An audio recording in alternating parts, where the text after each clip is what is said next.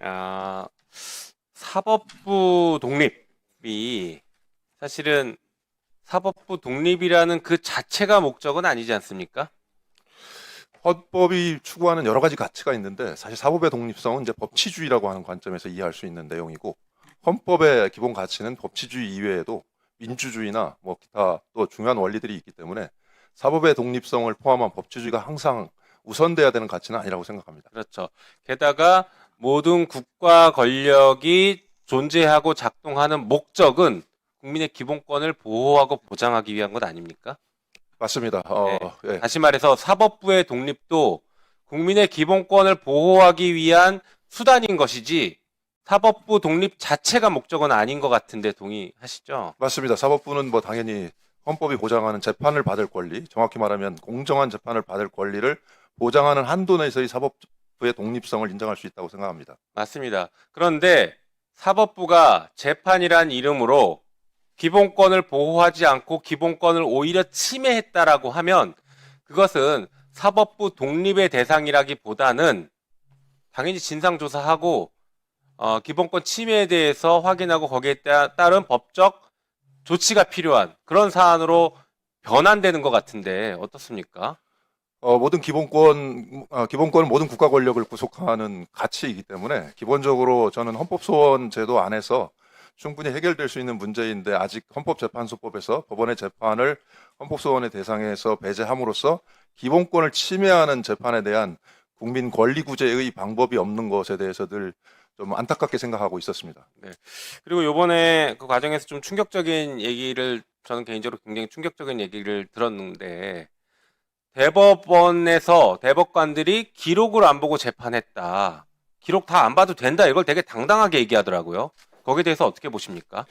재판은 뭐 당연히 사실관계에 기초하고 정확한 법률 적용이 있어야 되는데 정확한 사실관계에 대한 이해나 법률 문제 쟁점에 대한 이해 없이 판단을 한다라고 하는 것은 그것은 그거는 법관의 판단이 아니라 뭐 사실상 뭐 무속인의 판단에 가깝다 이렇게 판단해도 괜찮을 것 같습니다. 그렇죠. 그래서 저는 이게 도저히 있을 수 없는 일이다. 법치국가를 우리가 강조하면서 그리고 사법부의 독립을 얘기하면서 그것을 국민의 기본권을 지키라고 우리가 요구하면서 다 좋은데 기록을 안 보고 재판을 해도 괜찮다라는 걸 용인하는 것은 그 전제 자체를 다 무너뜨리는 것이고 민주주의를 무너뜨리고 상권분리 자체를 형이화시켜버리는 매우 심각한 사안이라고 보고 있습니다.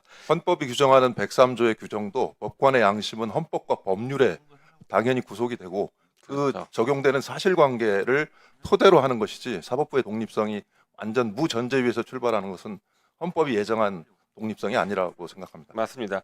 그래서 기록이라도 볼 수 있게 부족한 대법관 증언해야 되는 것 아니냐라고 저희가 오늘 논의를 했던 것입니다. 한편으로 오늘 뭐 보셔서 아시겠지만 지금 그 증인들이 다 안 나왔어요. 자, 법원에서 재판을 할 때 피고인이나 증인을 소환하면 우리 국민들 다 나갑니다. 나가는 이유가 법에 있기 때문이에요. 법의 의무를 규정했기 때문입니다.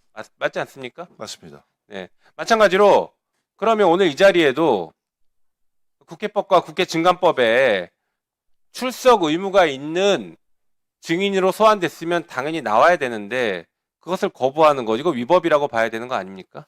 네, 그렇게 생각하고요. 뭐 법치주의라고 하는 것이 신분 고하에 관계없이 법의 지배를 받는 것인데 특히 법을 해석하고 적용해야 되는 대법관 혹은 대법원장께서 이렇게 법적 규정을 무시하는 태도는 옳지 않다고 생각합니다. 네. 그래서 지금 청문회 자체가 어떻게 보면 이제 반쪽짜리 청문회가 된 것 같긴 한데 방금 교수님께서 지적해 주신 것처럼 이번 법원 판결의 문제점과 지금 태도, 법원의 태도들은 계속 저희가 지적을 해야 될 것 같습니다.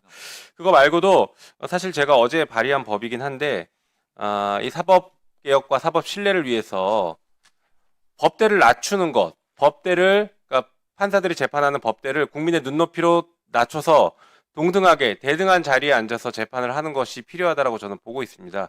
이 권위주의 산물이고 법대를 위에 높이다 보니까 주권자인 국민을 아래로 내려다보면서 재판을 받는 존재로만 인식하고 있는 것 아닐까 싶어서 이런 법을 냈는데 여기에 대해서 혹시 입장이 있으신가요? 법의 권위 혹은 뭐 법관의 권위라고 하는 것은 그런 설득력 있는 판결로부터 나오는 것이지 법관의 네. 자리, 위치, 물리적 공간 거기에서 나오는 것은 아니라고 저도 동의하는 내용입니다. 네. 네, 그리고 우리 그 이성민 위원장님, 이번에 보니까 대법원에서 기록 복사를 제대로 하지 않은 것 같습니다. 사실 기록이라는 게 이제 공판 기록이 있고 법원에서 만드는 공판 기록이라는 게 있고 그다음에 검찰에서 만들어서 증거로 제출하는 증거 기록이 있지 않습니까? 형사 사건은 이 공판 기록은 전자문서화를 시켰을 것 같긴 한데 이 증거 기록은 아직 전자문서화 시키는 시스템이 안 돼 있지 않습니까? 그리고 대법원 기록 그 양이 많기 때문에 그걸 다 전자한다는 건 불가능합니다. 그렇죠. 예.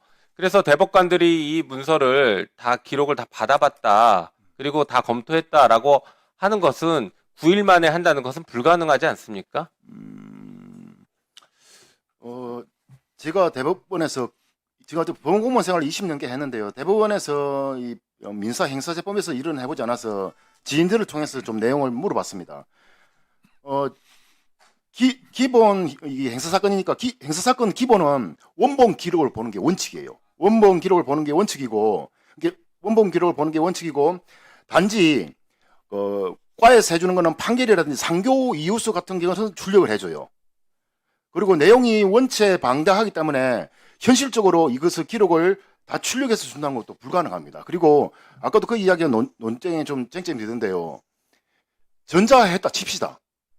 저도 경매업무를 해봤지만은 이 전자 시스템으로 넘기는 것 자체가 눈에 잘 안 들어옵니다. 그리고 기록이라는 거 넘기다 보면 앞에 걸 다시 상기시켜야 될 필요성도 있어요.